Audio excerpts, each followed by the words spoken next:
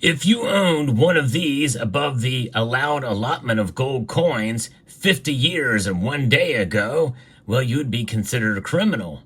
But thankfully, we can rest easy now, and I'll explain why today is so important in the history of gold as we explore.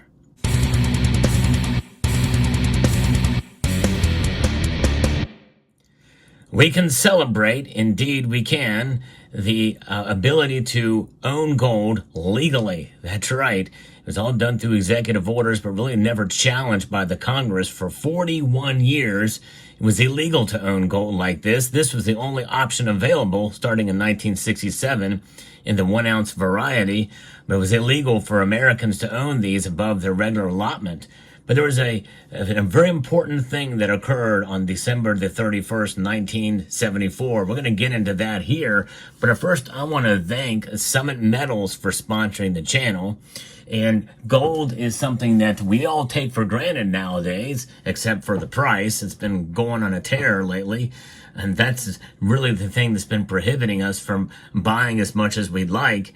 Obviously, in some ways, that's even more, I guess, punitive than legality in some cases. But nonetheless, there is a very important thing that we can really celebrate because today marks 50 years of being able to own gold legally. President Ford inked a consequential executive order on New Year's Eve in 1974.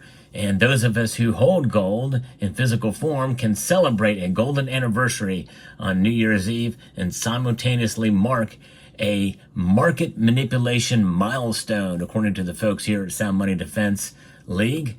50 years ago, President Gerald R. Ford legalized private gold ownership, allowing Americans once again to stack gold as a wealth-preserving asset and safe haven against monetary inflation and currency debasement. And by the way, this has remained the same. In fact, even these had the same design on them ever since 1974 when they were legalized to own gold. In fact, you think about currency debasement and inflation. Well, what about the dollar? Well, this dollar, a dollar back in 1974, is worth about 17 cents right now. That really brings it home, doesn't it? 17 cents, that's it. It gives you a little bit of a perspective there why it's a good idea to hold gold to protect against that inflationary environment that we find ourselves in, especially nowadays. And gold futures trading and market meddling really began around this time as well, about 50 years ago. So on December the 31st, 1974, Ford issued an executive order revoking President Franklin Delano Roosevelt's 1933 decree, which that criminalized gold hoarding and prohibited American citizens from owning more than $100 worth of the demonetized metal. And that was Executive Order 6104, if I'm not mistaken. And when you think about it, that's $100 worth. But how does that equate? Well, in what form would it take? Well, let's pull these two gold coins aside for a moment. That was your allotment if you're going to buy the highest denomination. These are St. Gaudens gold coins, $20 gold eagles. And this is one that is not in a capsule, so you can kind of look at it more closely. It had edge lettering on it. Considered one of the most beautiful gold coins out there. You could own 5 of these. Each of these weighs 33.431 grams, just over an ounce because of the copper contained in them. But they had an actual gold weight of 0.9675 ounces. So not quite 5 ounces that you can have in your possession. And exactly, it's 4.8375 ounces. When you add the numbers up of pure gold, no more could be owned by you from 1933 to 1974. That's 41 years, indeed. And that is the only other option around the world was the Krugerrand at the time. That was 1 full ounce of actual gold weight, but this weighs more than an ounce as well too, because it is I think 91675. These are 90% gold coins here. President Ford signed the order without celebratory remarks or public fanfare.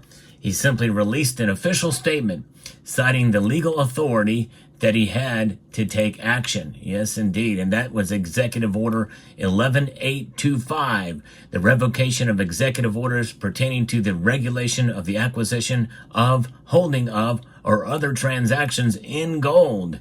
And it is by the authority vested in him by Section 1 of the Act of August 8, 1950. And it gives other section codes of it that gives him the authority to do this. It's pretty wild, and to read that report, that executive order, be effective on December the 31st, 1974. And stay tuned, because later in the video, I'm going to show you the result of that is inside of this little booklet here. So stay tuned for that. This is quite an intriguing piece of history that I have in that little blue booklet there. So yes, fascinating. And when we think about the history of this, we can celebrate today, 50 years to the day of being available and allowing us to own gold. Americans could buy gold without risking prosecution. While no confetti flew or champagne corks popped in the White House to mark the momentous occasion, repeal of FDR's 41-year-old edict sparked the largely dormant gold industry and restored the trading of the yellow metal as a commodity. Gold could be owned, bought, and sold domestically as an investment without risking a $10,000 fine or 10 years in prison, or both. Gold coins weren't U.S. legal tender at the time, and bullion wasn't used in official foreign exchange after President Richard Milhous Nixon de-linked the dollar from gold just 3 years earlier in 1971, in August of 1971 to be specific. As the nation's only unelected president and vice president, Ford didn't have a political or public mandate to legalize gold, nor was he a fervent gold bug or hard money proponent. Mr. Nice Guy, as the nation's 38th president came to be known, merely went along with a bipartisan measure passed by Congress 4 months earlier. The no-name bill, Public Law 93-373, permitted United States citizens to purchase, hold, sell, or otherwise deal with gold in the United States or abroad. So that law made that come into effect and essentially kind of forced his hand in order to own gold. That actually led to the American Arts Medallion series that started in 1980, and that failed miserably because they did not have any denomination on them, and they didn't say anything about them being gold or not. They made them in 1 ounce and half-ounce sizes. I have some of those, don't have them here to show you, but that was a precursor to the American Eagle bullion program. And this is a result of it in gold, the 1 ounce gold coin, which is the most popular gold bullion coin on the planet, the American Eagle. And this is the reverse, the new design. The obverse has the familiar St. Gaudens of Lady Liberty here striding forward. As you can see, it's very similar to the St. Gaudens. In fact, it's an exact copy, although a little different here. She's a slender version of Lady Liberty. It wasn't until 2021 that they put a little bit of meat on her bones to reflect the original intent of St. Gaudens there. But indeed, that is a full ounce of gold, but it is also 0.91675, which means it weighs more than these coins. I think it's 34 point odd grams. And so now Americans can own those coins and others from around the world. And since then, there's been a myriad of other gold bullion coins have been produced, including the Maple Leaf, which I think started in 1979, and then the Britannia, which I think was 1987, and others that were produced as well from many other nations around the world. What an amazing thing. So this legislation that we talked about, Public Law 93-373, was introduced by Senator James Fulbright from Arkansas. The legislation was approved by a coalition of Democrats and Republicans following a grassroots movement led by James U. Blanchard III, founder of National Committee to Legalize Gold. In fact, there's also a firm with his name, Blanchard. You probably have heard of them. And the measure's passage was attributed to support from free market gold advocates to its link to a foreign aid package promoted by Nixon. Ford signed the bill into law on August 14th, 1974, 6 days after the partial term Republican took the presidential oath following Nixon's resignation over the Watergate scandal. Gold legalization wasn't without its concerns or opposition. The decision raised alarms within the U.S. Treasury Department and the Federal Reserve. No surprise there, right? Especially considering the Federal Reserve, particularly after the gold price climbed to a record high, topping $195 an ounce on December the 30th, 1974. That was a record high at that time. Crazy. At the time, the statutory gold price was, and by the way, still is, $42.22. In fact, they incorrectly state on this article that it's $44.22. It's $42.22222222.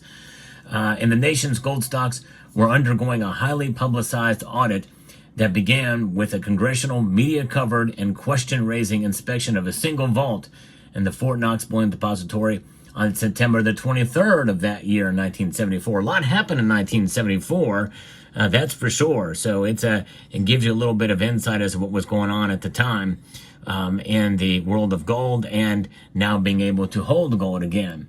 Treasury officials worried strong public demand for gold might drive prices higher, increasing the nation's trade deficit if the commodity were imported, and further weakened the unbacked, devalued, and expanding supply of Federal Reserve notes. Those were valid concerns amid the inflationary spiral triggered by Nixon's suspension of the international gold standard, the lingering effects of the 1973 Arab oil embargo, and persistent federal budget deficits and rising national debt. To contain the price, the Treasury announced plans to sell 2 million ounces of gold bars. The first auction was held on January the 6th, 1975, less than a week after Ford legalized private gold ownership. Wow, pretty amazing. That was, I don't know if the Treasury announced that. That was from the gold holdings we had. That probably what brought us down to the 133 tons of gold that we have now. Since then, no gold has been sold or bought by the Treasury. With a subsequent sale on June 30th, a total of 1.25 million ounces of gold were sold at prices ranging from $153 to $185 an ounce. Sale of 25 million ounces of International Monetary Fund gold commenced in 1976, and Treasury sales of 15.8 million ounces resumed in 1978 to curtail prices and defend the ailing U.S. currency.